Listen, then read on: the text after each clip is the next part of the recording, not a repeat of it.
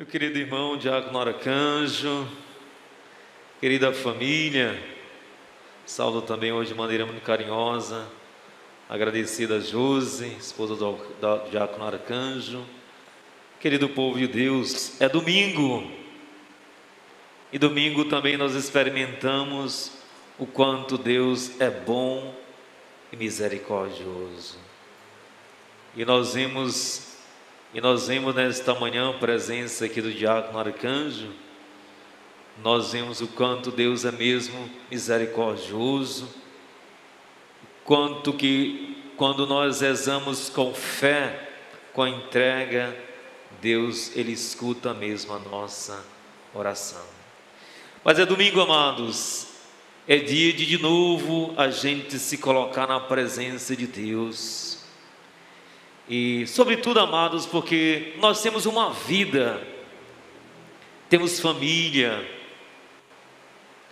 E quem tem família, amados irmãos, a gente sabe que nos alegramos, mas também quem tem família sofre, se entristece, porque aquilo que acontece no seio ou no meio da família não deixa também de nos atingir, de nos fazer também nos alegrar, mas também sofrer.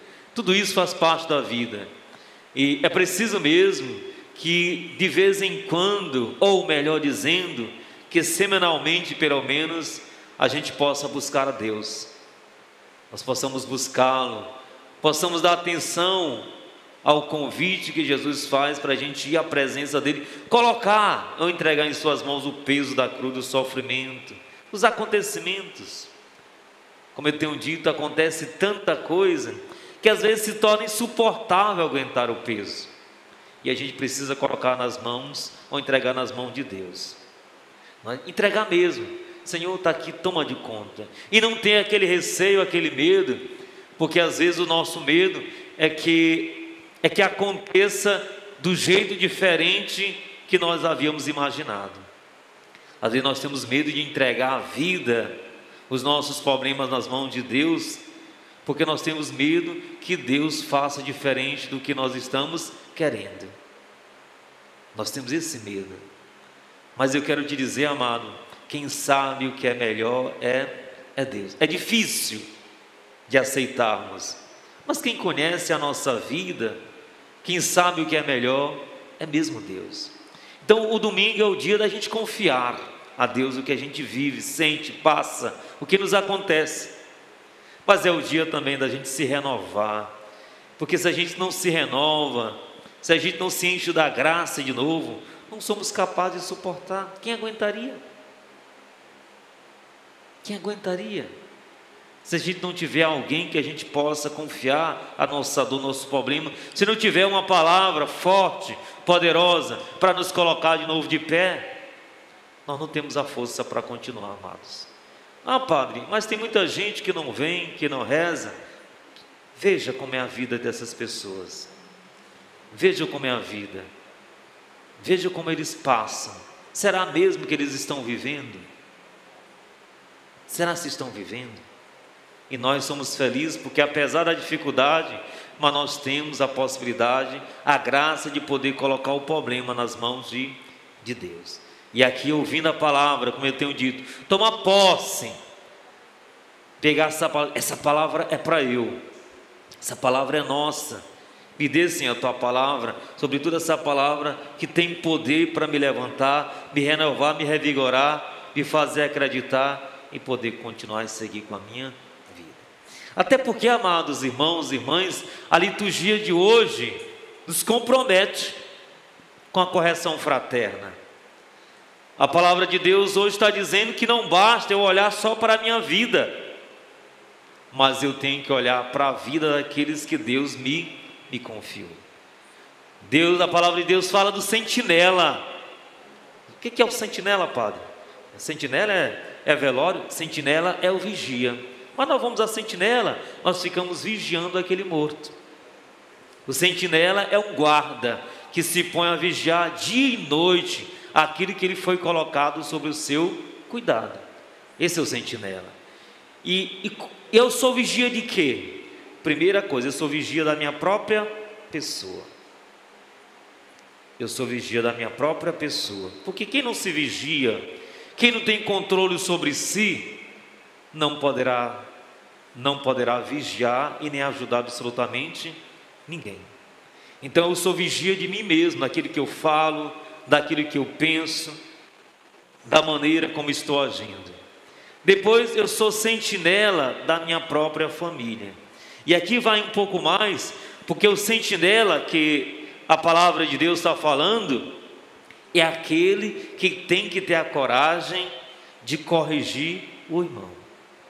O sentinela aqui que Deus está falando é aquele que vai advertir com amor, com jeito, com cuidado a pessoa. Ah, padre, não tem nada a ver com o que está acontecendo com a Francisca. Mas Deus está dizendo, se a Francisca morrer por falta de uma palavra, e essa palavra te foi confiada, Padre Marcos, tu terás que prestar conta comigo. Mas se tu fores lá e corrigi-la, e assim ela não der ouvidos ao que tu diz, tu não terás responsabilidade nenhuma. O que a palavra está dizendo? Que eu sou responsável por aquilo que acontece na minha família, mas sou responsável por aquilo que acontece entre aqueles que estão perto de mim. Normalmente o que nós dizemos? Eu não tenho nada a ver. Aí que eu já vou logo entrando no Evangelho, né? O que Jesus está dizendo no Evangelho? Se o teu irmão pecar, cometer algum erro, vá sozinho em particular conversar com ele. Mas nós sabemos que isso não é uma tarefa fácil. É difícil. Chegar, dizer, Fernanda, eu quero conversar contigo. Até a maneira de abordar, como eu vou dizer. Tem algumas pessoas que dizem, quando eu digo algumas pessoas que quero falar com uma pessoa, a gente fica com medo. Então, a maneira como a gente aborda já pode gerar um certo medo. Então, a gente tem que procurar o jeito de dizer, como dizer e a hora que dizer. E como eu vou falar. Então, eu sugeriria aqui que a primeira coisa, quando eu percebo que tem um problema com a Fernanda, antes de eu abordá-la, eu tenho que começar a rezar por ela e por mim, para que eu tenha sabedoria para falar. Mas o problema que mais acontece, amados, era o que menos deveria acontecer, é porque às vezes nós não temos essa coragem de falar o problema com a pessoa, mas eu tenho coragem de falar o problema dela com uma outra pessoa que não tem nada a ver. E isso, como atrapalha, como isso piora, como isso estraga. Porque quando as pessoas sabem que alguém está falando mal dela, elas se revoltam. Elas ficam com raiva, a gente fica com raiva. Sobretudo quando às vezes a história é distorcida do seu real e verdadeiro acontecimento. Quando é distorcida, a pessoa se revolta dentro de casa, se revolta na comunidade, se revolta até com Deus, porque às vezes se sente injustiçado. Então, seria a coisa que menos deveria acontecer, era de nós falarmos do problema com outras pessoas. E isso é o que mais acontece, infelizmente. Dentro de casa, porque às vezes tem um problema entre marido e mulher, eu não falo com minha mulher, com meu marido, mas eu conto para o meu irmão, eu conto para a minha irmã, eu conto para a minha mãe. Aí a mãe fica se metendo, não é? Enfim. Os homens se metem menos, as mulheres são mais metidas nesse caso. Mãe, sobretudo, quer proteger o filho, aí fica, não é? Dando um pouco de pitada. Não é? E aí atrapalha. E cria até um conflito. Não é? Então, como ter essa sabedoria para abordar um problema de maneira que eu saiba falar aquela pessoa? E aí a pessoa tem que ser muito inteligente, convida para dar uma volta, convida para ir comprar um presente. Claro, a pessoa vai até desconfiar, né? Mas ela vai ficar mais tranquila, se você for logo no caminho, disser logo, ela não quer nenhum presente, né? Mas você vai, manda ela escolher o presente, né? Ou vai passear, vamos dar uma volta, ou vamos ali comigo, né? E nessa volta você vai contando a história de um jeito descontraído, sem aquela dureza, sem querer estar fazendo nenhum juízo daquela situação. Só que aí tem um outro problema. Nem sempre a pessoa que precisa de correção aceita. Não tem nada a ver com a minha vida. Não tem nada a ver com a minha vida. Eu sou independente, não quero saber. Aí o que o outro braço que o Evangelho diz? Você deve conseguir 2 pessoas idôneas, maduras, sábias, não 2 fofoqueiros. Se botar 2 fofoqueiros em 2 tempos, a família toda, a comunidade toda já sabe o que foi que aconteceu. Aí você vai lá, vocês fulano, vamos falar o problema da pessoa. Quando você vai lá, a pessoa já está sabendo que aqueles 2 fulanos espalharam para todo mundo. Aí não vai dar certo, né? Então tem que ser pessoas idôneas. Repito, aí mais 2 pessoas, aí que nós vamos rezar mais para aquela situação, para aquele problema, para que realmente a gente possa ter a sabedoria para resolver. Mas tudo colocando Deus no meio, tudo com a oração para que realmente as coisas possam ser resolvidas. E em último momento, se assim não se resolve, dizei à igreja. Mas isso aí é quando não se tem, ou que aquilo que aquela pessoa está fazendo está prejudicando a vida da comunidade. Até porque nós temos que entender uma coisa, amados irmãos: na comunidade tem santos e tem pecadores. Nós temos que entender, amados irmãos, que Jesus também acolheu os pecadores, não foi só o santinho. Pode olhar o grupo dos 12, pode olhar as mulheres que ele acolheu, que fazia grupo dos discípulos, eram pessoas pecadoras. E Jesus mesmo está dizendo quantas vezes nós devemos perdoar aquele irmão. 70 vezes 7, para mostrar que não tem limites, o perdão tem que ser dado sem medida. Mas o que vai fazer a diferença é sempre duas coisas: eu olhar com amor aquela pessoa, aquela situação, e eu sempre me colocar no lugar daquela pessoa. É o que a carta de São Paulo está dizendo. Quando se tem um amor pelo outro, o amor poderá fazer diferente. Porque às vezes a gente fica muito falando, a verdade tem que ser dita, ou a verdade tem que aparecer. Eu diria, amados, a verdade, maior do que a verdade, é a capacidade que nós temos que amar as pessoas. A verdade sem o amor pode ser uma verdade muito dura. E a verdade, quando é dita com amor, ela pode fazer a diferença. E aqui vale lembrar do segundo mandamento do amor: amar o próximo como a ti mesmo.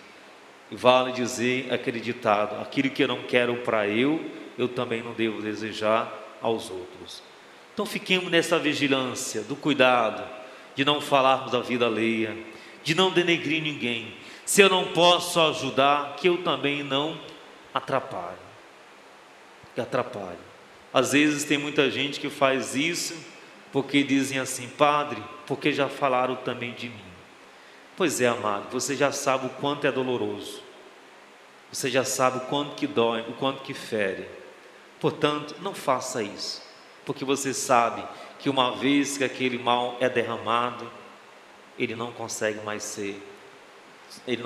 ser mais ajuntado, não é? Uma fofoca, quando ela se espalha, não se junta mais, não é? Impressionante que uma verdade, uma coisa boa, não se espalha tanto como uma mentira. Uma mentira que às vezes se parece até com a verdade. Nós já vivemos numa época em que os valores estão sendo invertidos. Parece que falar a verdade se tornou uma grande mentira. E parece que a mentira hoje se tornou verdade. Então nós temos que ter muito cuidado com isso. Sobretudo digo, para encerrar, quem tem família, quem tem filhos, quem tem esposa, tome muito cuidado. Tome cuidado. não faça isso com ninguém, porque aquilo que você faz pode não acontecer com você em si, mas pode acontecer com uns dos seus. Para que mais tarde não digamos, mas o que foi que eu fiz? O que foi que aconteceu? Às vezes o dano da gente, normalmente, amados irmãos, o mal que um pai causa a uma outra pessoa, um filho alheio, quem pagará não é você, mas são os seus filhos. Que Deus nos dê essa sabedoria, faça de nós sentinelas, vigias de nós, da nossa casa, da nossa comunidade, especialmente nesse tempo de pandemia, que nós aprendamos um outro jeito e uma outra forma de viver, aonde possa reinar o amor, a compreensão, o respeito, a fraternidade, pois é através desse espírito fraterno de correção que nós vamos construindo um mundo melhor. Louvado seja nosso Senhor Jesus Cristo. Para sempre seja louvado, amado e adorado.